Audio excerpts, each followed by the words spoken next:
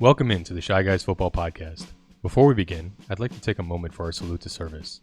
As a veteran of the United States military, it was my distinct privilege to have experienced some of the most incredible support from our civilian counterparts, from care packages while we were deployed, to programs that enable us to take care of and provide for our families with a stable foundation while we're away, and everything else that you can imagine. Your support has truly been the difference. If you are looking for a way to support our troops or are someone who already has been, then I encourage you to consider some of the following nonprofit organizations. All of them make an incredible difference. Please visit thewoundedwarriorproject.com, the Navy Marine Corps Relief Society at nmcrs.org, the Special Operations Warrior Foundation at specialops.org, freedomservicedogs.org, and hopeforthewoundedwarriors.org. For those who need the help, they deserve it. Let's make sure we take care of our troops.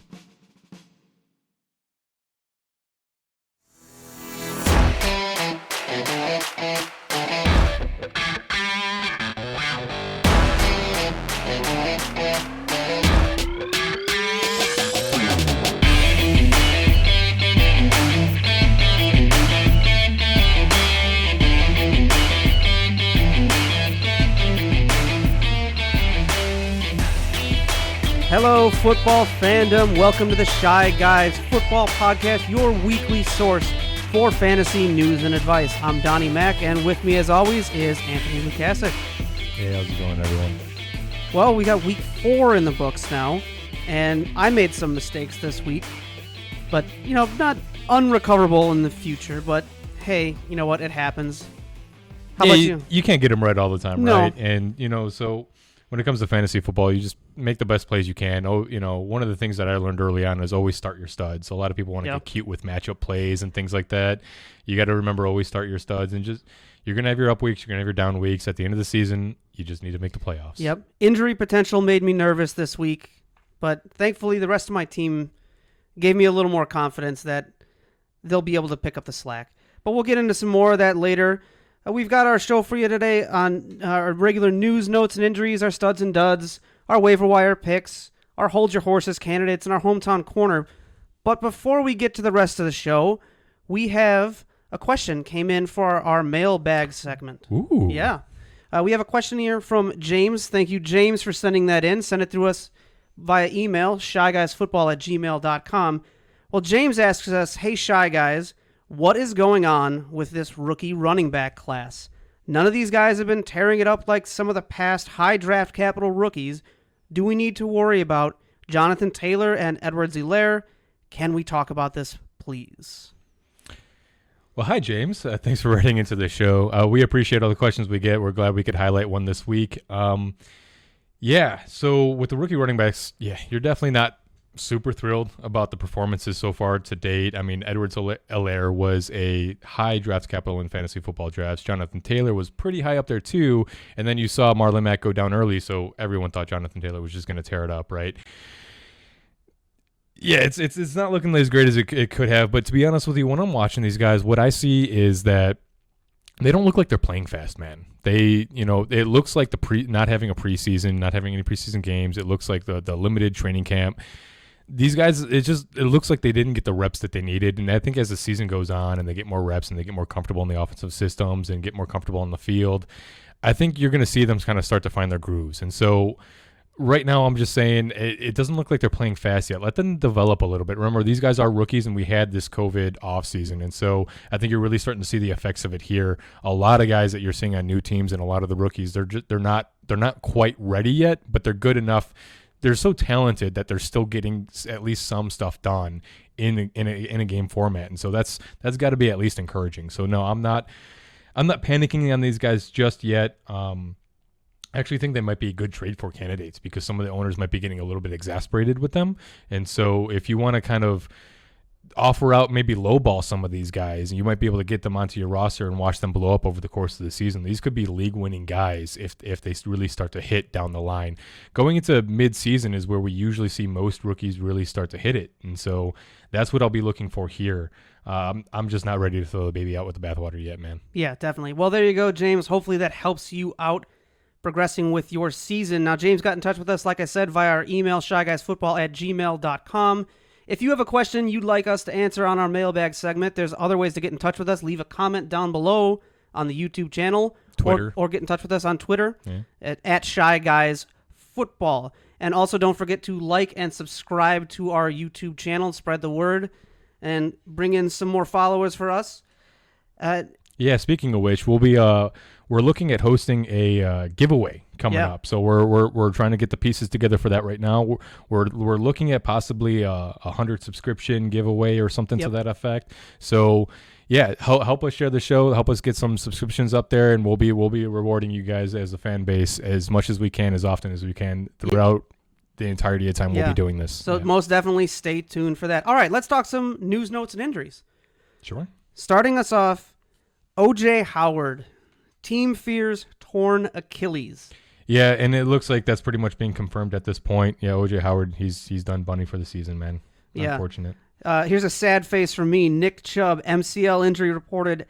Doctors estimated he'll miss 6 weeks and should be able to return this season. However, we had a second opinion come in.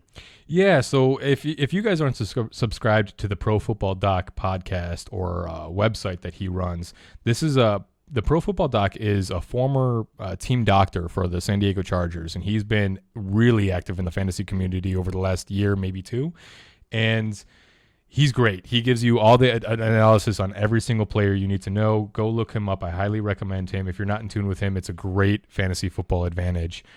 He was saying that he thinks the MCL sprain for Chubb, he was expecting more about 3 to 4 weeks.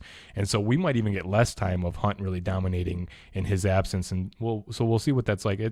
Good news for Chubb owners, a little bit of silver lining here. I'm hoping that plays out that way.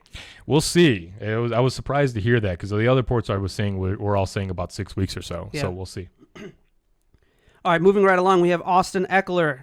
Hamstring and hyperextended knee, likely to miss several weeks.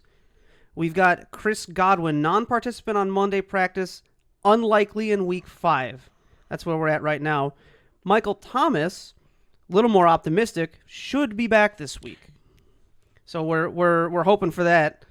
Leonard Fournette, there's a chance, but it's unlikely with the short week. Yeah, with the short week. Yeah. Raheem Mostert and Jimmy G. We have quotes from Coach Shanahan, not real optimistic for Mostert, and still not sure about Jimmy G. That's going to be determined based on Wednesday's practice and how they feel after that. Yeah, I think Jimmy G was trending up, and so I'm kind of expecting him to play this weekend, and so thank goodness if you're a 49er fan, right? Okay, we've also got Julio Jones, unlikely in week 5. Devontae Adams, after a bit of a passive-aggressive tweet, Packers held off on taking a chance. Even though things were trending up, they didn't want to take the chance. Probably for the best. We have Texans firing head coach Bill O'Brien. That's a big one. Yeah, I mean, we kind of saw that coming. Adam Gase and Dan Quinn will be on the hot seat as well. So keep an eye out for that. All right, we've got Tua time quickly approaching. Yeah, I mean, they're already. This was no joke on NFL.com. This was an actual article. Ryan Fitzpatrick will start week 5. Thanks. I think that just speaks to I think Tua time is coming up, man. Yeah, for sure. The team who shall not be named, benching Haskins and will be starting Kyle Allen. Yeah, the Washington Football Club making that transition.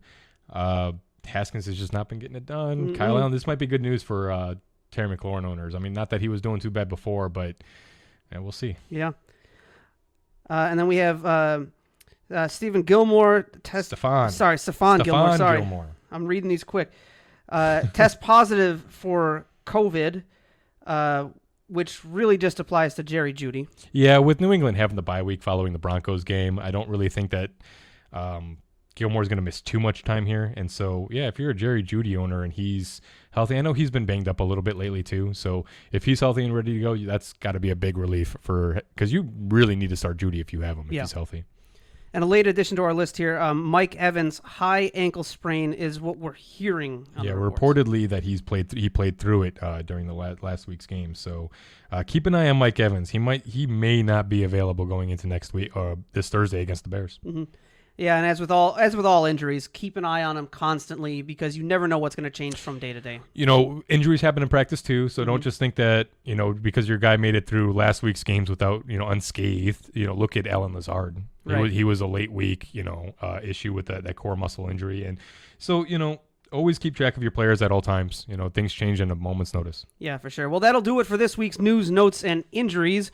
Moving right along, we have our Week 4 studs and duds, and another impressive quarterback week this week coming into Week 4. Yeah. Leading us off, Dak Prescott, 38.28 points. Wow, that's a lot. 41 of 58 for 502 yards and 4 touchdowns. Yeah, he's been tearing it up all season, man. Yeah, most definitely. We've got another name that football fans will be familiar with, Tom Brady. The GOAT. Coming in at 33.46 points, another fantastic week, 369 yards, 5 touchdowns. That's some good production. Yeah, solid candidate for a king of the moment this week. To getting it done like that at this age, man, you got to give it up to the legend. Yeah, definitely impressive.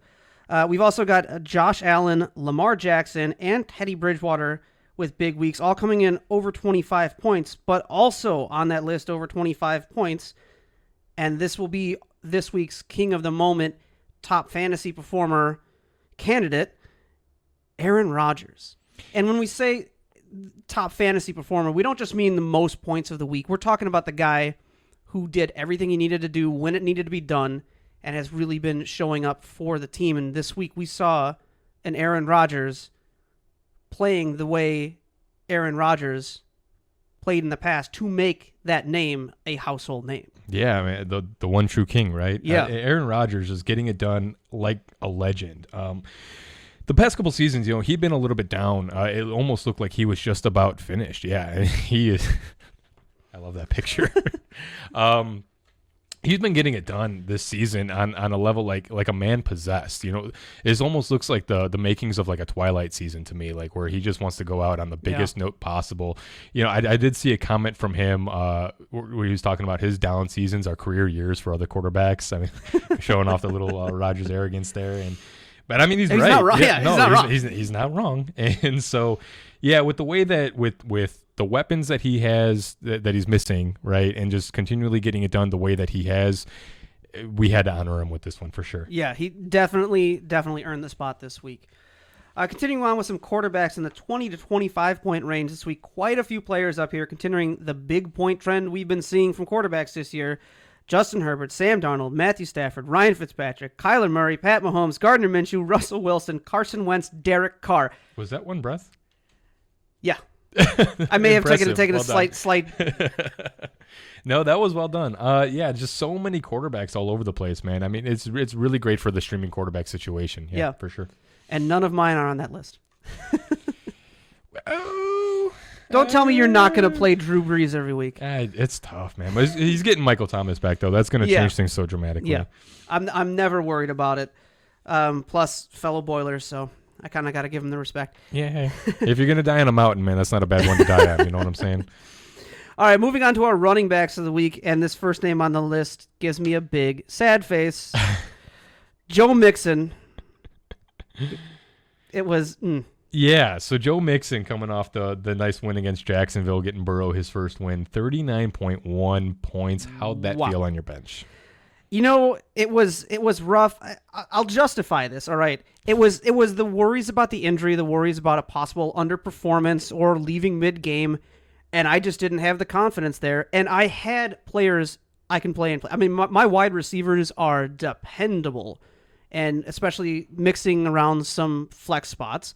I mean, I had DJ Chark in a spot that otherwise would have been taken up by Mixon. I'm not disappointed with that, especially for, confidence. I mean, if Mixon had put up 6 points or 9 points or, single digits, right? But Chark had his week that he had. Yeah. How would you have felt having Chark on your bench with Mixon in the lineup? Right, that wouldn't have been fun either. Yeah, no, for sure. I remember when I was going through the league this weekend, I was looking at everybody's teams, and I saw that you had decided to bench Mixon going into the Sunday games, and I texted you right away. Yep. The moxie on you for that. But you had the receivers to justify it, though. I mean, between Diggs, Kupp, Chark, and who am I missing here? Now I'm trying to you're getting me confused between my dynasty team and my redraft team. Galladay is the one you're missing. I mean, so with those four, and we run a 3 wide receiver league, and so you got to start 3 wide receivers anyway to use the fourth flex spot. You had Jonathan Taylor and Nick Chubb going into the week. You didn't know he was going to get hurt, right? So I mean, it is what it is. Because I wasn't going to bench Chubb. It was actually a pretty gutsy call, and I liked it. I liked it going into the week, but that just goes to show, you can think highly enough about one situation that you're going to make the right move, and the players determine everything. The game determines everything. You set your lineup and hope for the best, but nothing's a guarantee. And that's almost exactly why we don't have Joe Mixon here as our king of the moment for this week, right? Because you can't just disappoint fantasy owners week after week the entirety of the season, blow up 1 week and expect to be the king. No, It doesn't work that way, man. You got to earn that. Right, exactly. Now keep doing this for a couple of weeks, and I'll change my tune. Please. I'm hoping, I has him in Dynasty. Dalvin Cook showing up with 27.6 points, 27 on the ground for 130 and 2 TDs. Dalvin Cook just continuing to get it done and be the reliable top 10 pick that he was for you in the draft. Melvin Gordon showing up with 24.8 points, especially with that big run at the end of the game. Chris Carson coming up big for his owners in a game that he wasn't supposed to play. Carlos Hyde was a huge waiver wire addition for a lot of people, and it ended up Hyde was the one inactive, and Carson, after that alligator roll with his knee last week, or 2 weeks ago now, puts up a monstrous performance, 22.5 points, man. He was over 100 yards. That is, if we had a Beast of the Week segment, that would be it right there, man. That's impressive. Yeah, for sure. Now, well, let me ask you something about Melvin Gordon right now. We're coming up to at New England, and then versus Miami and Kansas City. I mean, how are those looking for those matchups looking for Melvin Gordon? Yeah, Philip Lindsay is back, if I'm not mistaken, and so it's a little bit scary to trust Gordon. He's not as consistent as a player. He's kind of been a little bit up and down. The offense has been up and down. They got quarterback issues. There's a lot going into this mix here. I still have him as a middling RB2 with upside, though. On any given week, he really can blow up, especially in plus matchups. And so I'm not excited about him against New England. And then Miami's okay. KC's got a strong defense. I'd say middling RB2 with upside is what you can treat him as. I'm not super excited about it, but I'm not overly terrified to have him in my lineup either. Okay. And then rounding out the running back studs for the week, we have in the 19 to 20 point range, right at that 20 point cusp, is Latavius Murray and Alvin Kamara, both eating the souls of fantasy opponents and Lions fans. Yeah. Antonio Gibson breaking out with totaling 17 touches for a combined 128 yards and a TD on the ground. Mike Davis and Jerick McKinnon both paying off their rental agreements contracts for you. Kareem Hunt about to be the new hotness. Yeah. I am excited. It's looking good. Oh man, I have him everywhere. Yeah.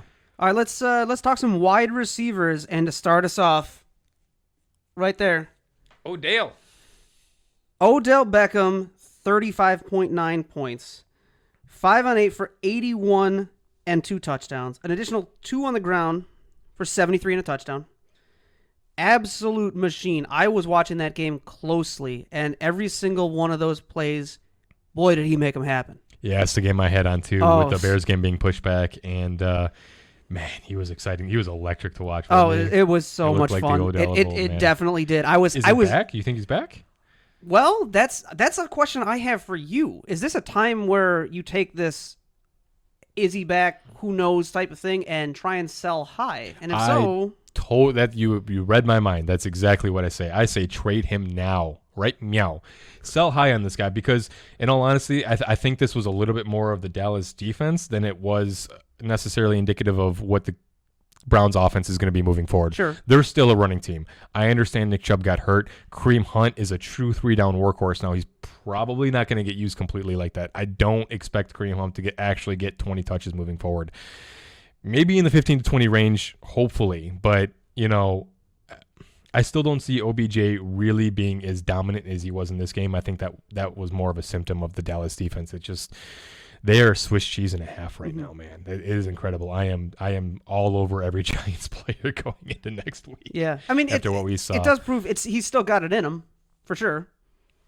Yeah, no, for sure. It's definitely encouraging to see, and I'm not saying sell him outright. Don't just get rid of him. But some of the trade targets I would be is sell up. You know what I mean? Trade up from him, because with this big week, that might enable you to get a superstar that's more consistent, that you don't have to worry about when you see his name in your lineup. You know what I mean?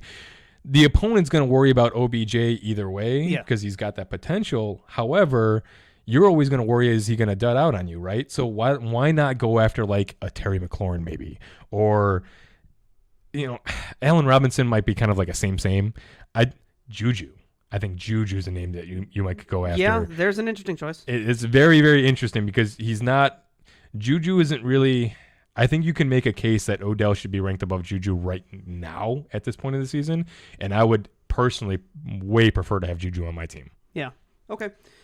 Well, this isn't just the Odell Beckham week at the wide receiver position. We also have Amari Cooper putting up 27.4 with some impressive numbers, 12 for 16, 134 yards and a touchdown.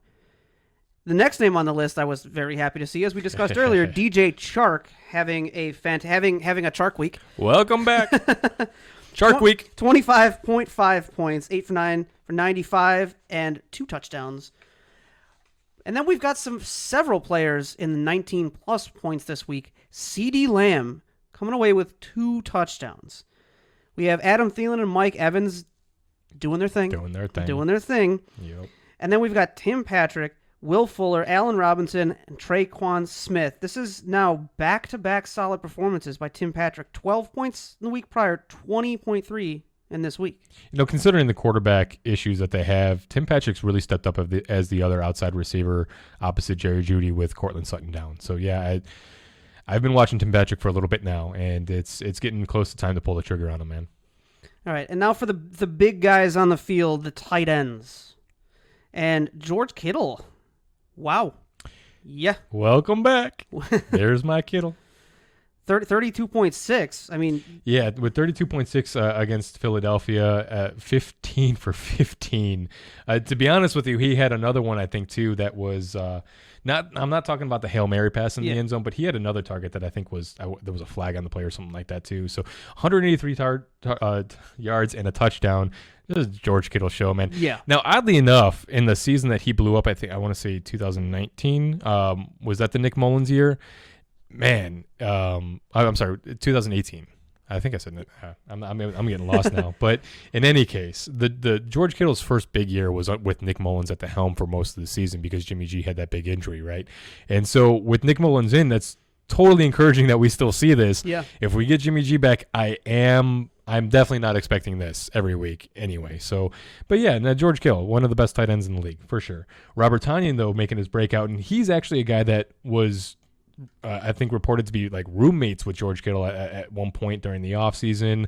30.8 points in the game against Atlanta on Monday night, 6 for 6 for 98 yards and 3 TDs. Whew. But here's the thing.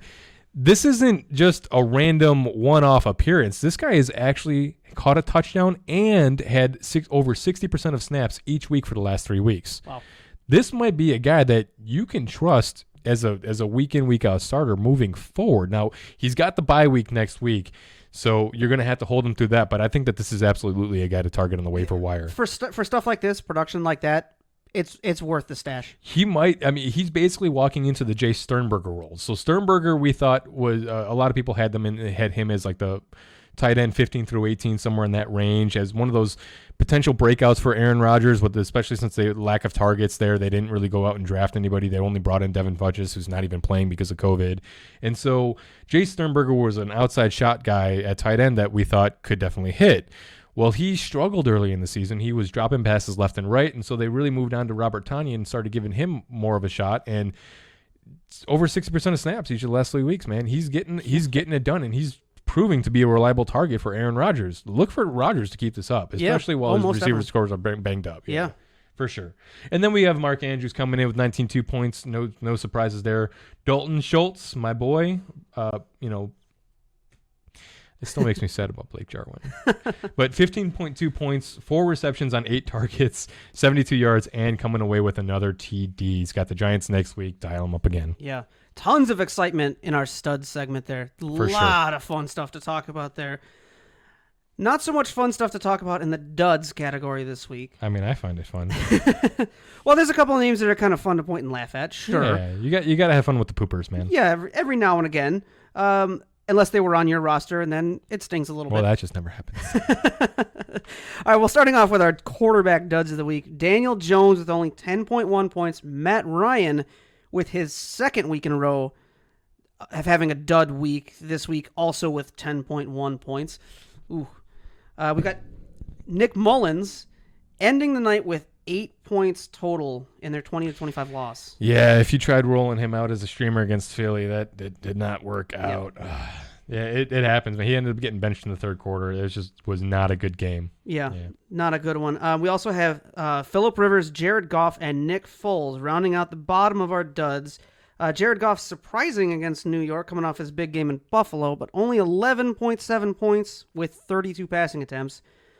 Only 200 yards and the lone TD to Cuppy. To Cooper Kupp. Your boy. Yeah. Holla at your boy. Always. All right, moving on to our running back duds of the week, and we can give a little pass to the first one here. Yeah, we're gonna give a pass to Austin Eckler here. He got hurt early, no grudges there. But the Chargers backfield, however, Justin Jackson with only 3.1 points on 8 total touches for a combined 21 yards. He's going to be a big waiver wire target this week as well. Joshua Kelly with 2.8 points on 12 total touches for 33 combined yards. Not great, Bob. Nope. It speaks to the Tampa's defense, but it's got to be worrisome. The Tampa's defense shuts down running games. It's just what they do, right? So it's not really overly surprising in a game where Eckler got hurt. Joshua Kelly and Justin Jackson both still struggled. However, they still have New Orleans next week, and so that's got to be a little bit of a pause. It's a little bit scary watching. We'll see. If you're in a position where you have to start somebody and you're in a pinch, of course you can roll with Justin Jackson or Joshua Kelly. I think Joshua Kelly would obviously be the preferred play. But Tampa's defense just wow. They just wrecked him. David Montgomery, beware. Jeff Wilson was most likely started in most formats with Raheem Mostert and Tevin Coleman still out. Only netted 2.4 points this week, though, after coming off a 20-point-plus week last week. Only 8% of snaps in this game. McKinnon with a whopping 92%. You just don't see that very often in San Francisco these days. Yeah. They are all about the RBBC, and this was nuts to kind of see. Keep an eye on that. I want to see if we see something like that again. I'm gonna leave a big question mark for myself there. Yeah, keep an eye on that moving forward. I think that we can count that as a blip because we've never actually seen that from them before, but yeah, keep an eye on that moving forward. Kenyon Drake is definitely got to be a topic of concern. I think the biggest issue here is complete lack of involvement in the passing game. We're at the point where I think we can attribute that lack of involvement to DeAndre Hopkins, just kind of soaking up all the target share, but that's got to be concerning moving forward. I think at this point we absolutely have to kind of reevaluate where we have Kenyon Drake as far as expectations go. He watching him play, he was struggling to get to the edge. He came away hampered with that chest contusion. Now he should be okay from that, but either way, it's worth rostering Chase Edmonds here at this point, regardless, because there is the outside chance that he can really start taking some touches away from Kenyon Drake. We did see Chase Edmonds get involved in the passing game last week, and it wasn't for the first time this season. Yeah. I think Drake is at 2 total targets at this point, if I'm not mistaken. And so, yeah, that's at this point now through 4 games, that's a little concerning. And so keep an eye on Chase Edmonds.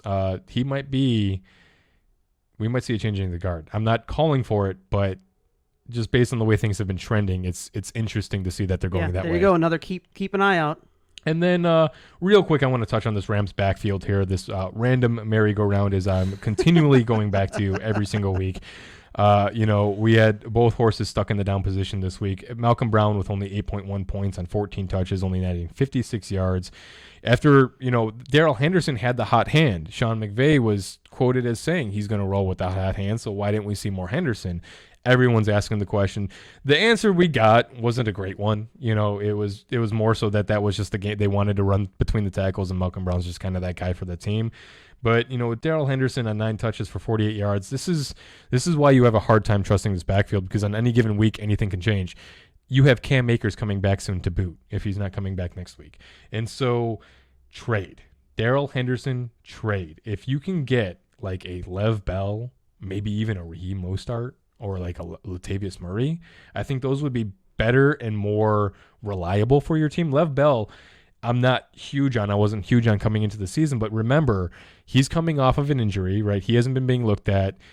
People probably don't want to, they don't want too much capital to get rid of this guy. And so with Adam Gase on the hot seat, I firmly believe Adam Gase's time is not long in New York. And once that change happens, I would totally prefer to have Lev Bell on my bench than not. You know what I mean? Yeah. I would like to see what that looks like with someone else calling the shots. I want to see if Lev Bell goes back to being the true 3-down workhorse he used to be, because I don't think anybody really understands why, all these other running backs in New York were slated to get as many touches as they were with Lev Bell healthy. Yeah. So that might be something to keep an eye on.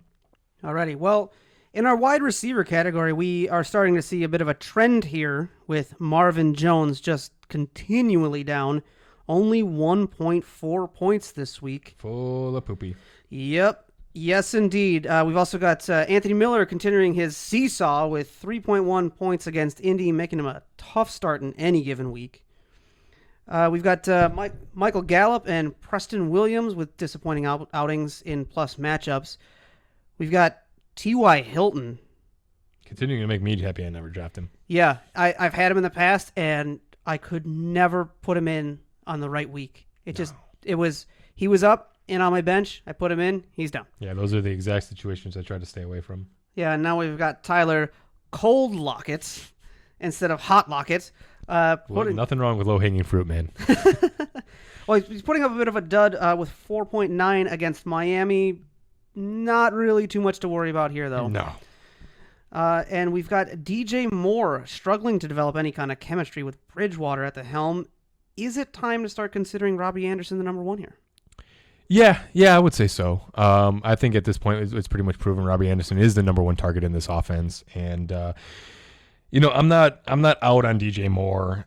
For whatever reason, he's struggling to develop any kind of chemistry here, and I think I'm not ready to move on quite yet. I think he's a decent trade for candidate. Actually, I'm not willing to sell the farm to get him, but who would you give up to get a DJ Moore? Who would you give up? Yeah, I think maybe if I could snake him for like a Manny Sanders, or even if I'm going if I'm running back heavy, I can give up like a Rojo, Ronald Jones, or even Darrell Henderson we were just talking about.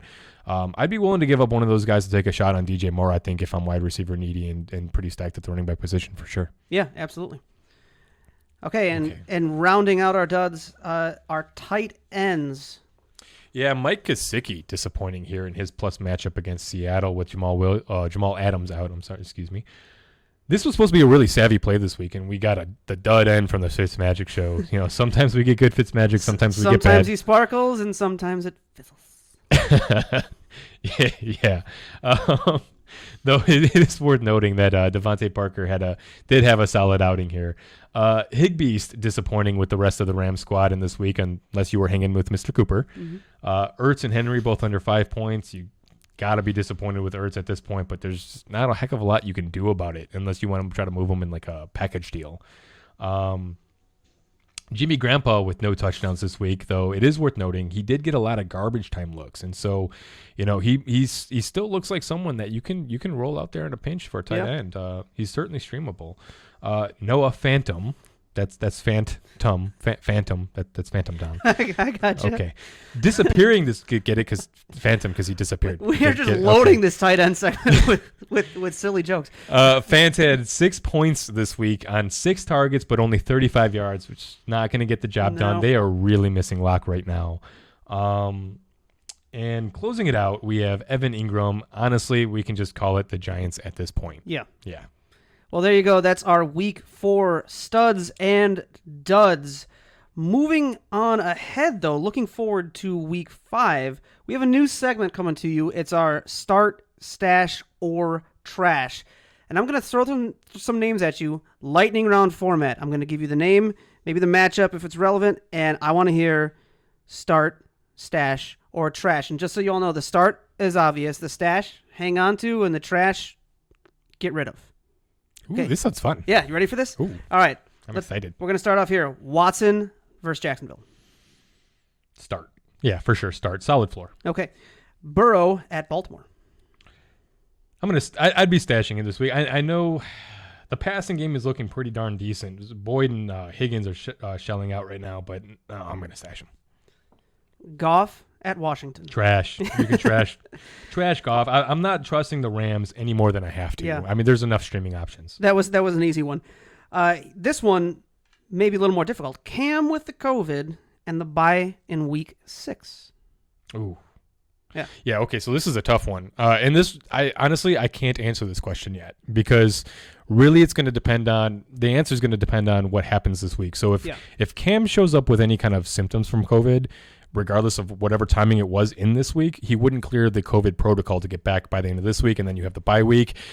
In that case, I would still say stash. I would still stash him. I think I'm not a huge fan of rostering 2 quarterbacks unless they're 2 kind of big upside, low downside type of players, and then I kind of platoon them. And in that situation, I would definitely kind of stash Cam Newton. But if he's asymptomatic, he could play. Yeah, he could clear protocol and actually play this week. So keep an eye on that. We'll see. The Patriots, I forget who their matchup is, but it was a plus matchup, so you could definitely play him. Yeah. Okay. Wentz at Pittsburgh. Trash. Enough streamers on the wire. You don't need a. How about Teddy in Atlanta? Start. Dial him up. All in. There we go. All in. That is some enthusiasm. All right.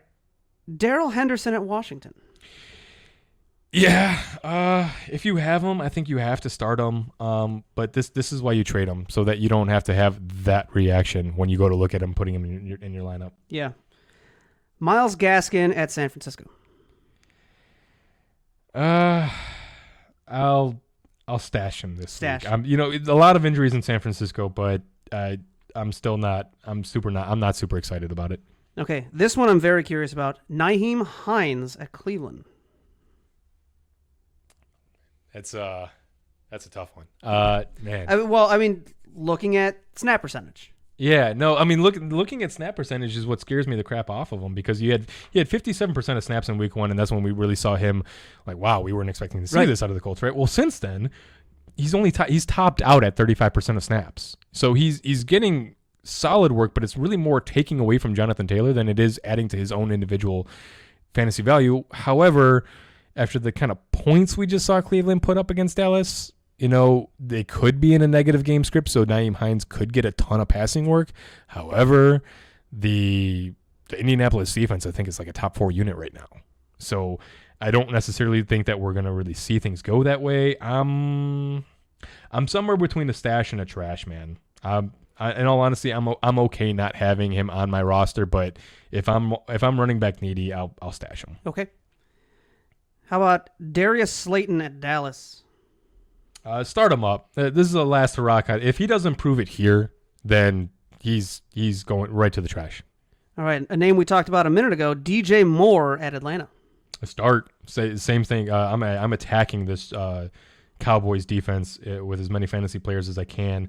I'm sorry, this is Atlanta. I'm also attacking Atlanta's defense. So same. Similarly to Darius Slayton, though, DJ Moore, this is kind of a last hurrah thing. If he can't get it done here against Atlanta's defense either, I'm looking to move him on the cheap. I probably wouldn't trash him, but I would probably look to fire sell. Yeah. Okay, T. Higgins at Baltimore. So yeah, after being a hold your horse, he continues to prove it. He continues to get it done. AJ Green continues to disappoint. And so at this point, I'm willing to say he's startable. Yeah, he's startable. Now, I would recommend stashing Joe Burrow, but with T. Higgins, you got to remember, AJ Green's still in the field. He's going to draw that coverage. Tyler Boyd on the field going to draw that coverage. And so going against Baltimore as one of the lower end options and a target that Burrow likes to target, yeah, I think T. Higgins has some sneaky upside here even. And so he might get a ton of volume in this game. Sounds good to me. Jarvis Landry versus Indy. I'm gonna limit here and just say stash trending towards trash. Okay. Yeah. Couple more here for you. We got Hollywood Brown versus Cincy. You got to play and pray. Yeah, if you have Hollywood Brown in this kind of matchup, you have to play him, and you're going to be praying. Yeah. For sure. How about Hunter Henry at New Orleans? Yeah, he's trending down, man. 9.8, 11.3, 7.5, 4.9. Weeks 1 through 4. Yeah, those are not confidence-inspiring numbers, but it is New Orleans. No, that's a tough. I mean, it could be a high-scoring affair, but I mean, how much do you really expect the Chargers to put up? I mean, Tyrod Taylor could come back this week. Yeah. And so that's something to keep an eye on too. Justin Herbert has been getting it done though. He's interesting. He's very, very interesting. And so I'm going to stash Hunter Henry if I can. There are some good streaming options for tight end this week. All right, and rounding out this list, Evan Ingram at Dallas. Play and pray, man. Play and pray. Excellent. Well, that'll do it for our start, stash, or trash. If you would like to have a matchup checked in our list in our lightning round for next week, make sure you get in touch with us. Send us some of those matchups you're wondering about for your start, stash, or trash plays going into next week, week 6. But now it is time to go to the wire for some deep diver targets. And we're calling it deep divers because we are shooting today is Wednesday. So a lot of the first round of waiver claims will have been processed already this week. So what we're going to look at now is some of those other targets that may still be there, maybe have been forgotten about, maybe were missed, or you might be able to still snag later in the week as we get towards the game weekend. And starting off with our quarterbacks, I want to ask you this one. Daniel Jones against Dallas, a Dallas defense that has been just shredded all year. Yeah, like I said, I'm attacking. So I'm attacking this Dallas defense as much as I can. I'm sorry, I got a little bit distracted there. That was a really smooth transition. I want to give you some props on that one, man. That was really silky smooth. Daniel Jones is a great play against Dallas. However, it is kind of playing with fire. Okay, you absolutely have the risk of being burned here. Going against this Dallas defense with what Baker just did to them, though. Yeah. It's got to be encouraging. And so if there's a time to roll with Danny Dimes here, I think that this is it. He gets a little reprieve from this redonkulous schedule that he's been working with. Following him for some streamers, I have the Magic Mustache Man, Gardner Minshew against Houston. That's a complete plus play. Keep an eye on Jimmy G's status for Week 5 against Miami. He really does have a chance to play here, and they desperately need him. Sam Darnold against Arizona. If he's good to go after that shoulder injury that he sustained now, It sounds like he's got a grade 1 or 2 sprain, almost the same injury that Drew Lock had, and I believe that this is his throwing shoulder. So Sam Darnold may not go this week, but if he does, Teddy B just carved up this defense on the ground. I could totally after watching Darnold last week, I could totally see him doing the exact same thing. So that might not be a decent play, not be a bad play with a pretty decent floor. Mm-hmm. He's got a good baseline, you know. Following that, Herbert against New Orleans. It's a tough matchup, but this kid is interesting, man. If you're in a pinch and there's really no one else available, if he plays, you can maybe roll out Justin Herbert as a long shot. You know, the issue is Tyrod Taylor may come back this week, and the team looks like they want to use him and they want to sit Herbert. I don't know why. Herbert is playing hard. He wants this job. Yeah. Can you imagine the backlash, though, if Tyrod Taylor loses his job due to an injury from the team doctor? Yeah. Oh, my goodness. That would be... That would sting a bit. That would... Lawsuit? Is that a thing? Is that possible? Man. Yeah. Oh, my goodness. Okay, so you've got some quarterback stream options there. Yeah. Looking at our running backs, we do have a name that's coming off the IR in Lev Bell. Yeah, Lev Bell coming off the IR. You know, I don't expect too many teams to have dropped him, but with all the injuries and then some of the COVID mess with the Steelers and the Titans, you never know. Check your waiver wires. Lev Bell might be floating out there, and nobody noticed, Dearness Johnson, another popular pickup this week. Very much trending upwards right now. Yeah, very much trending upwards. He might not even be available. He might have already been picked up, but take a look, see if you can get him. Now, I'm not expecting giant things from him, but should Kareem Hunt go down, don't forget that we still have Hilliard on this Browns team, and they're going to use him. I expect Hunt to get the majority of the workload, and then Hilliard and Dearness Johnson to kind of mop up the spelling that they're going to do. I kind of expect them to split the mop up process for this backfield here, and so it could turn into something. But I'm not rolling out Johnson as a starter right now. Zach Moss coming off a couple inactives, he could be a good stash. Keyshawn Vaughn, keep an eye out for him, man. Shady's hurt, and if Fournette misses again, he might not play. Keyshawn Vaughn is trending up heavy right now. Ronald Jones just continuing to kind of trip over his own feet and get in his own way here. He could run away with this backfield and turn into a 3-down back. Arians has shown that he's willing to trust running backs with that huge role. He could run away with that right now, and he's not. He's dropping passes left and right. He's fumbling. He's missing pass blocks. He's got all sorts of issues. Keyshawn Vaughn, Arians reported his time is coming. Yeah. You know what? Talk to me a little bit about some of these wide receivers at Jacksonville. Laviska Shenault getting quite a bit of utilization. And we've got a Keelan Cole trending down despite a reasonably solid baseline. Yeah, Cole has been one of those waiver wire guys where if you needed to pick up someone to start last second in a pinch, Cole was a good solid play. He has that solid baseline for you. Shenault looks like he's the game breaker and they're trying to get him involved. And so I think I lean a little bit more Shenault between the two, especially with Cole kind of trending down over the past few weeks stat-wise. With a plus matchup against Houston, he's getting quite a bit of utilization, man. I'm in on Laviska Shenault. Yeah. All right, we've got a couple of other names here too. Zach Pascal with Pittman and Paris Campbell out, getting some decent volume. I agree. Yeah, Zach Pascal is actually looked pretty decent in the past, not just last week, but the week before as well. And so, Pascal kind of had this opportunity in this role last year and didn't really do much with it. We'll see if he's kind of keep an eye out for improvement. See if he looks consistent. If he looks consistently good, yeah, you can justly trust him with Paris Campbell and Michael Pittman out because they need somebody to go to. Yeah. And another name coming off the IR, Alshon Jeffrey.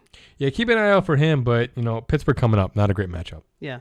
All right, and then back to another streaming position with our tight ends, and there's some very good options in this list here. Yeah, Dalton Schultz, my boy. Yeah. This guy is turning into an every week I'm talking about this guy, man. I'm pretty happy about it. Sad that it's not Blake Jarwin. Mo Alley Cox against Cleveland. Yep. At Cleveland. He's a solid play. He's got a touchdown each of the last 3 weeks. Now, he doesn't have the volume floor, and, you got Trey Burton back now who was getting leeching a lot of targets, but it's pretty clear that it seems to me that they want to use Mo Alley Cox when it comes to the red zone, and he looks like the end zone target, and so with Gigantor out there just Yao Minging it over everybody, I don't see this Colts team is going to score, and so I think that Mo Alley Cox is a pretty solid touchdown dependent play every week. The Gronk at Chicago, that could be a good one because we still have Godwin out, and with Mike Evans getting hurt, he's banged up. Scotty Miller is banged up. Gronk is one of the last man standing. I mean, you got Justin Watson, but you're going to trust him to carry the whole load. OJ Howard's now hurt too. And so Gronk is a great pickup right now with Howard being out for the season and no targets available. Yeah. Kind of a Tanyan type of thing. Speaking of Tanyan, you can hold him through the bye if you're wondering. I think if you're not rostering one of the big names, go grab Tanyan, hold him through the bye because he could be an every week thing moving forward. I'm not saying that's definite, but he's got the potential for it, and so you want to grab him early while he's cheap, right? And then Ebron at home against Philly he might sneak a TD in this game. He should have a decent volume floor to at least avoid the goose. Yeah. So there you go. You've got some potential deep dive targets on your waiver wire. Go take a look, see if some of those names are available. If you've got some IR space for some of your studs that you've been starting the season with to move them down, maybe pick up a couple of these names. They might get you through the next few weeks while you're waiting out some injuries to come back and get you through some of the bye weeks, which we're going to talk about a little bit later in the show. But for now, we want to move all the way down to our lovely stables and go hold some horses, we've got some candidates here. I'm going to keep saying that until you stop laughing at it. That might never happen. No, that's good. I'm goofy like that. So you've got some names here, and I'll feed you the first one. We've got Derek Carr coming off a solid performance against Buffalo. Yeah, I'm not excited about him visiting KC, though. KC's defense has been pretty solid. I was a little bit worried about them losing Kendall Fuller in the offseason, and yeah, man, they're not skipping a beat. They're looking great. Yeah. And Carr is definitely an up-and-down quarterback. I would not be streaming Derek Carr this week. All right, who else you got on your list? So I'm also going to talk about Deshaun Watson here. He's got a solid floor. He's not killing you. So, I understand that he's one of those, you're not really getting what you want out of him, but he's also not hurting you either. He's showing up in a solid fashion. And in a year where the quarterbacks are kind of dominating, it's kind of unfortunate to be starting Deshaun Watson right now, but you can continue to roll him out waiting for the big beast mode game. I mean, Bill O'Brien's gone now. To be honest with you, I'm interested in at least holding some of these Texan pieces and kind of seeing what it looks like with new head coaching. And I was not a fan of the offensive game plan under Bill O'Brien, and so I'd like to see if that changes at all, and we'll see what it looks like moving forward. Mm-hmm. I'm even kind of interested in holding Brandon Cooks for now, even after the goose. Yeah. DeAndre Swift seeing double digits. This is one I'm interested in. Yeah, I'm sure you are. However, he was only on 37% of snaps and had 8 total touches, man.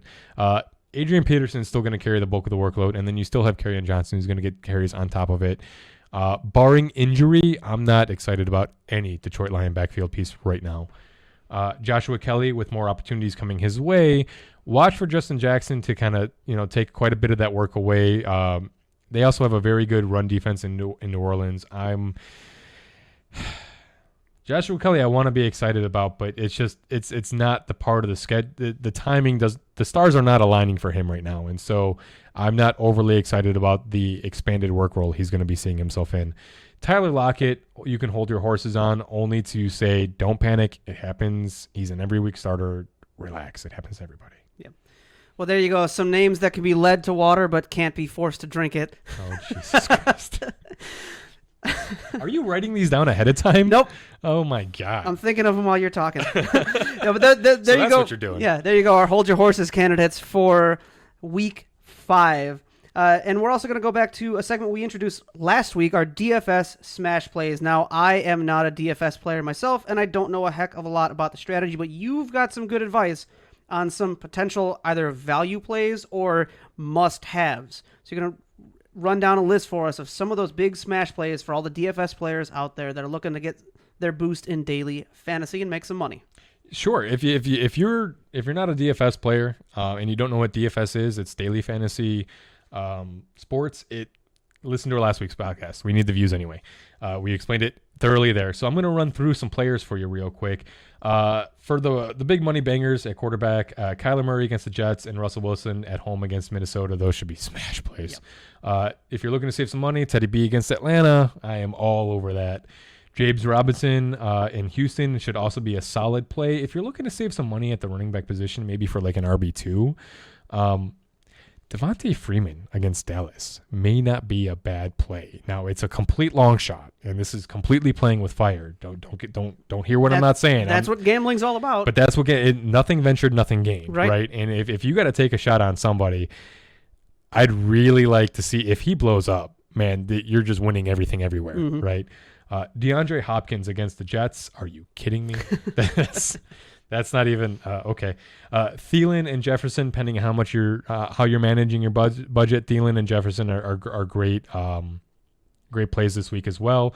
George Kittle against Miami, smash play. And I'll dial up Dalton Schultz against New York again. Why not? Absolute play there for sure. Well, there you go. If you're a DFS player, we'd like to see how those smash plays work out for you. Let us know how you're doing there. Yeah, let us know how much money we win you. Yeah, exactly. I don't play myself. Right, exactly. We'd love to hear that we're making your day a little bit better because of, hey, not just good advice to win your fantasy season, but to make some money. Yeah, for sure. You can have if you're the gambling type. Now I'm not. I honestly I don't have anything against gambling. I just honestly I don't like losing money for any reason whatsoever. Whether I'm taking a risk or in any situation. So I just don't gamble. But if you are, these are the guys you want to look at, man. Yeah. Excellent. All right. Well, We usually like to round out our show with a little trip to the hometown corner. Being the Shy Guys football podcast, we like to talk about our hometown Chicago Bears. Hey, this is my segment. Don't take this away from me. Well, I'm just giving you a nice lead in here, letting the people know what's going on. This will always be a thing. This will. Go ahead. My little corner. All right, coming off a tough loss against the Colts at home, the first question that still needs to be addressed is the quarterback position. Full disclosure, I'm not a professional scout, right? But this is what I see, okay? For me, it's easy to see why Mitchell Trubisky won the starting job in the preseason. He is clearly the more talented quarterback from a physical, what he can do perspective. You know, his downside is that he's struggling to run Matt Nagy's offense, right, and fully take charge of it.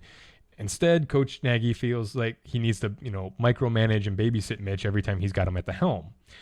So the benefit of switching to Foles is that Coach Nagy gets a guy that can open up his offense and really utilize the little idiosyncrasies to great success. Well, almost. I think we mostly saw that in Sunday's game. Foles definitely looked more comfortable running the offense and knew pre-snap where he wanted to go with the ball. But herein kind of lies the problem, right? Foles struggled with accuracy and execution. That's the running it to great success part. From watching, it looks to me that Foles is the type of quarterback that diagnoses the defense and is willing to commit to a receiver that is not the primary for the play. This is exactly the part that Coach Nagy wanted, right? This is not what Mitch was locked onto his primary read every single time, right? And so the problem is he doesn't have any chemistry with any of his receivers. And when he's throwing to a spot, he hasn't had many reps to begin with these guys. These throws were largely not where they needed to be. And so I think some of this will resolve itself for obvious reasons. However, I really would like to see Nick Foles be just a little bit more patient with his throws and really hang in the pocket just a little bit longer. He was getting rid of them really early. He was zipping them in there when the play wasn't developed yet. If he can just be a little bit more patient, I think then we could see the execution get at least a little bit closer to where we need it to be. I'm not completely convinced Foles is ever going to be that guy. But if he could be a little bit more patient, that would go a long way to bringing him there. Going after the running game, we have to address, it was non-existent. The offensive line just got no push today. After the previous, or I shouldn't say today, last weekend, after the previous performances, I'm not willing to, push the panic alarm just yet. However, it is worth monitoring since this is really the first test of the season that these guys have had, and they didn't pass. The defense is hyper talented. You can see that on an individual level. I think I talk about this every week. Letting up far too much production from what you can expect to see from this group, though. I've been overly critical of Coach Pagano up to this point for being far too passive with this unit, and I'd really like to see them pin their ears back early and really get upfield almost regardless of down and distance. I want to see these guys get nasty and really get after the quarterback. Watching these guys play, I wouldn't say that they're not playing hard. They are. It's visible. You can see it. But I get the impression of kind of a relaxed demeanor, particularly in between plays. And I'd like to see that these guys really develop their proud identity that they had back in 2018 and really bear down moving forward. Bear down, Chicago Bears. We should get that soundbite for the podcast, man. Yeah, we could play it in the background while I'm talking. That'd be a great addition. Hey, always improving. Always improving. You keep it, and that makes a good point. That's one of the things I wanted to address this week. And you got visitors outside your window, by the way. With our podcast, we're still trying to find our rhythm. We're still trying to improve things. We're still tweaking things. I'm tweaking things every single week. And so keep an eye out for that. We're going to be changing things up. But, just stick with us. We're getting better and better, I think. Yeah, definitely. We're doing this. And you guys are a big part of it. Yeah. Thank you so much for sticking with us. And thank you for that lovely hometown corner this week for a week 4 You are wrap-up. very welcome. Well, as we start to get a close on our week 4 and we're looking ahead to week 5, a couple of things to note. Moving into week 5 and even into week 6 is when we're going to start to see the bye weeks start to creep up. And there's been a lot of juggling around with bye weeks as some of the COVID games have switched around, but it's going to be very important that you start looking ahead now. Which of your teams, which of your players are coming up on bye weeks that you're going to need to swap them out, you're going to need to pick someone up that's going to run for just that week, and seeing how many of your players you didn't realize all overlapped on bye weeks, and you may just have to drop an entire week because all of your best players have overlapping bye weeks, which is not a good place to be in, but you know what? One game doesn't lose you a season, so it's not a big deal. Yeah, very well put. Very well put. Keep an eye out for Green Bay and Detroit this week. Yeah. Those are the teams on bye, so make sure that you're managing your rosters and just as you're trading, make sure you're starting to take a closer look at the bye week stuff now. Yeah. And you've got some advice for our players out there that's a little bit applicable to our records so far in this redraft. In redraft, yeah. In Dynasty, I'm still killing it. Yeah, so here's the pep talk part, right? If you're 0-4, 1-3, even 2-2, really, you're going to see a lot of ebbs and flows throughout the fantasy football season. Don't give up just yet. Don't be that guy that just stops playing and stops managing his roster and stops, he's got people on bye weeks in the starting lineups going against other opponents and things like that. Don't give up on your league. Don't be that guy. You want to be the good league mate, the guy that's, invited back year after year, the guy that's winning league titles. And that's what we're here to help you with. Stick with us throughout the season. We're going to help guide you guys through to managing the waiver wires, managing these injuries, targets for your trades. Email us your questions, tweet at us, text me. I don't care. We'll answer your questions and we'll help you run your successful fantasy football season. Yeah, absolutely. Well, with that, we will bring a close to our Week 4 episode. We want to thank you for watching the Shy Guys Football Podcast. If you'd like to get in touch with us, you can leave a comment down below on our YouTube channel.